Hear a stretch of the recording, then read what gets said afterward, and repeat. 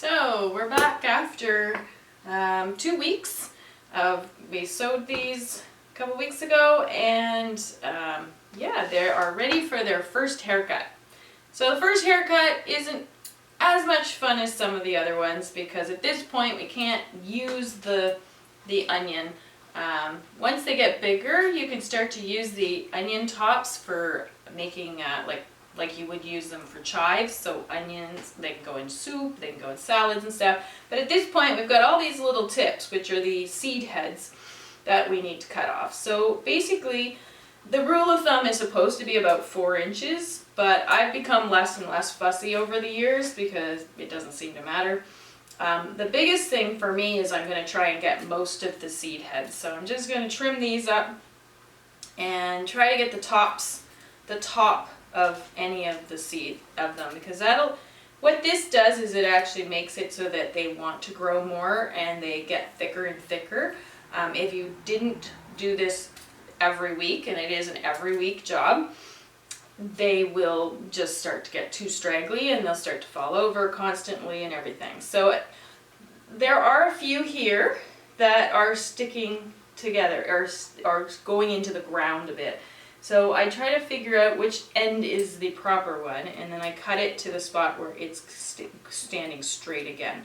So there's a few here. This one here, I don't know if we can see that, but we would just, yeah, and that one broke off because it's a little wimpy, but I'm going to cut it down to where I think it's going to be straighter and stay straight, because you want them to grow up straight. So that's basically all you're doing is cutting that off.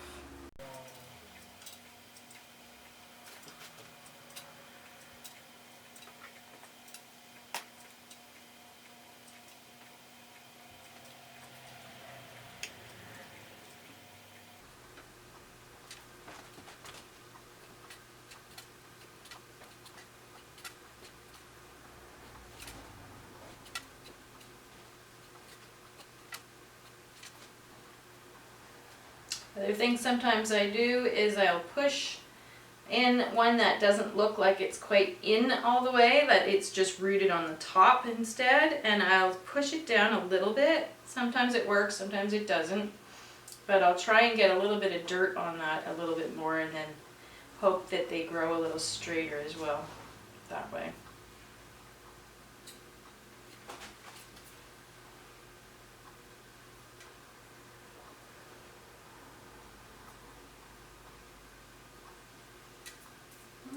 So that's about all I'm going to do for today. I think that's most of them. So any that are bent over, you're better off to cut them off so that they're staying straight. And then it's just a matter of watering. This week I'll take 1 more week before I'll start thinking about fertilizing. So I'm just going to give them plain water 1 more time.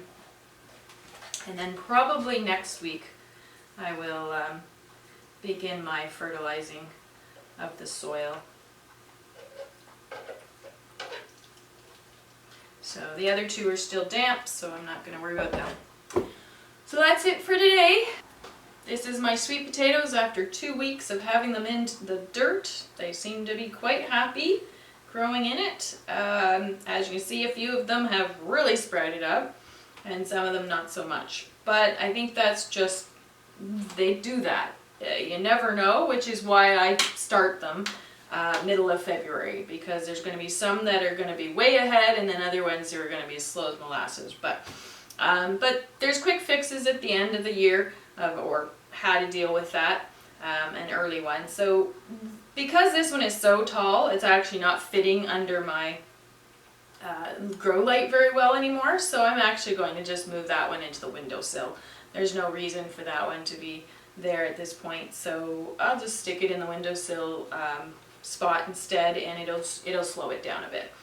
I'm guessing yours probably don't look like this if you've tried starting them yet within 2 weeks, because mine already had a little bit of a pre-sprout, and they had and they have been under the grow lights, so that makes a huge difference. So But hopefully yours will grow. I'm sure they will. They just might take a little longer, so be patient with them.